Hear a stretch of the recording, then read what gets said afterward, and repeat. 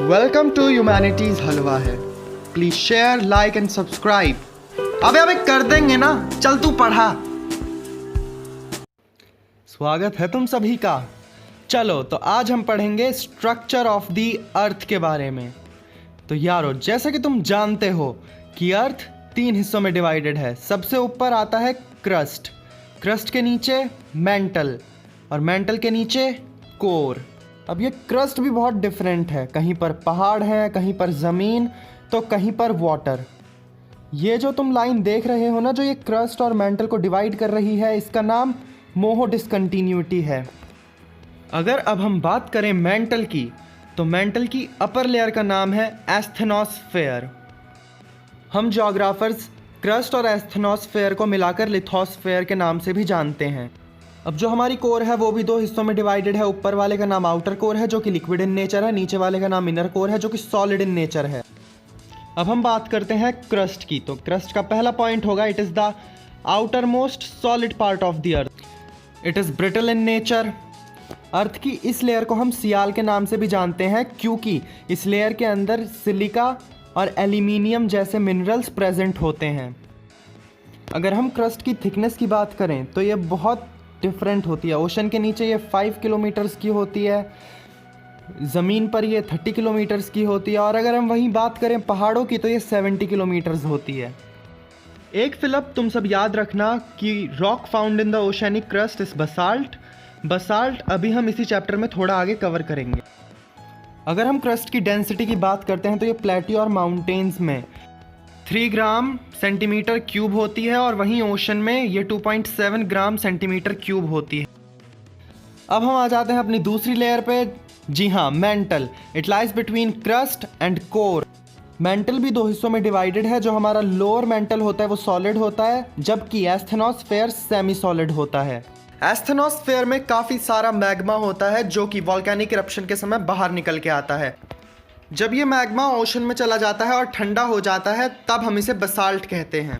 क्योंकि मेंटल के अंदर सिलिका और मैग्नीशियम जैसे मिनरल्स पाए जाते हैं, इसलिए हम इसको सीमा के नाम से भी जानते हैं। अगर अब हम इसकी थिकनेस की बात करें तो ये मोहो डिसकंटिन्यूटी से लेकर 2900 किलोमीटर्स तक एक्सटेंड करती है। मेंटल की डेंसिटी होती है 3.4 ग्राम पर सेंटीमीटर क्यूब। अब हम बात करते हैं अपनी तीसरी लेयर की, जिसका नाम है core. It is the inner most part of the अर्थ। हमारा आउटर कोर लिक्विड होता है और वहीं पर inner core solid in nature होता है। कोर के अंदर निकल और आयरन जैसे हैवी मेटल पाए जाते हैं, इसलिए हम इसको नाइफ के नाम से भी जानते हैं। 2900 किलोमीटर से लेकर 6370 किलोमीटर तक इसकी थिकनेस है। कोर की दोनों लेयर की डेंसिटी अलग अलग होती है।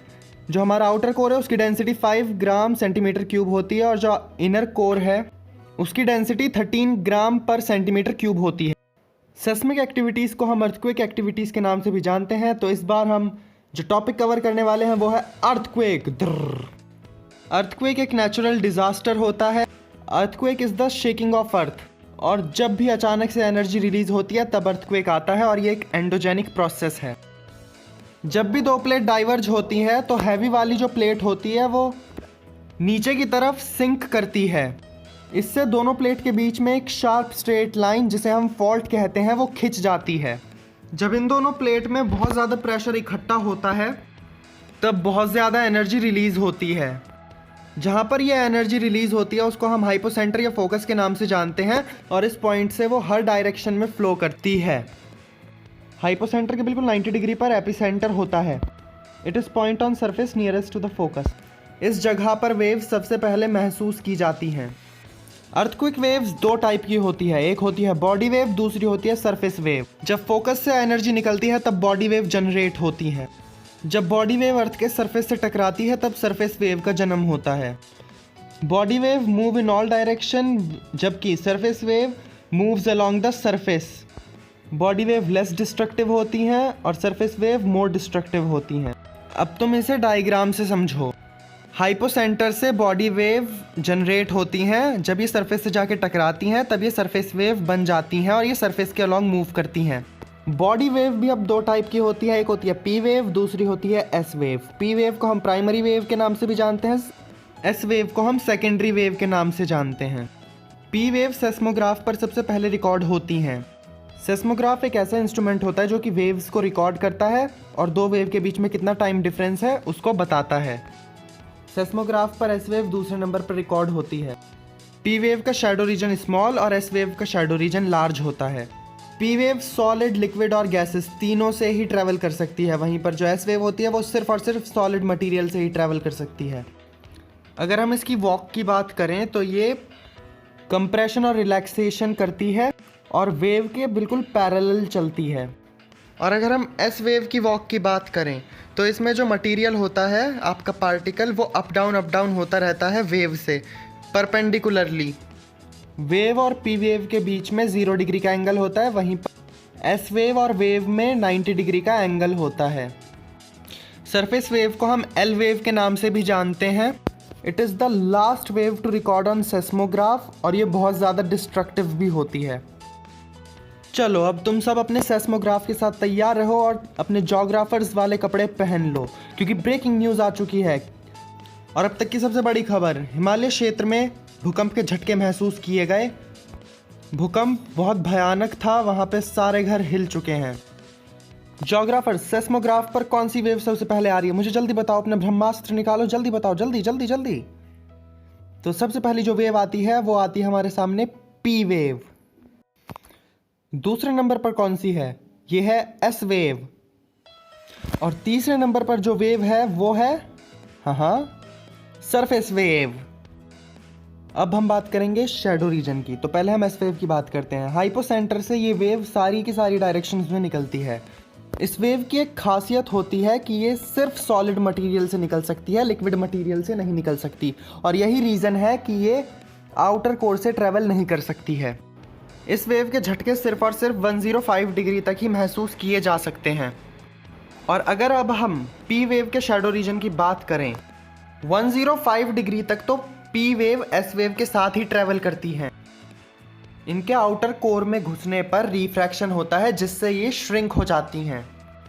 इनर कोर में पाँव रखते ही इसमें एक और बार रिफ्रैक्शन होता है, और जब ये इनर कोर से बाहर निकलती हैं आउटर कोर में तो एक और बार रिफ्रैक्शन होता है और फिर ये पी वेव बाहर निकल जाती हैं। 105 और 145 के बीच का जो ये रीजन है इसको हम शैडो जोन के नाम से जानते हैं, क्योंकि इसमें अर्थक्वेक का कोई भी झटका महसूस नहीं होता। अब अर्थक्वेक भी बहुत टाइप के होते हैं यारो। पहला होता है टेक्टोनिक अर्थक्वेक, और ये सबसे कॉमन अर्थक्वेक होता है और ये स्लाइडिंग ऑफ रॉक्स की वजह से जनरेट होता है।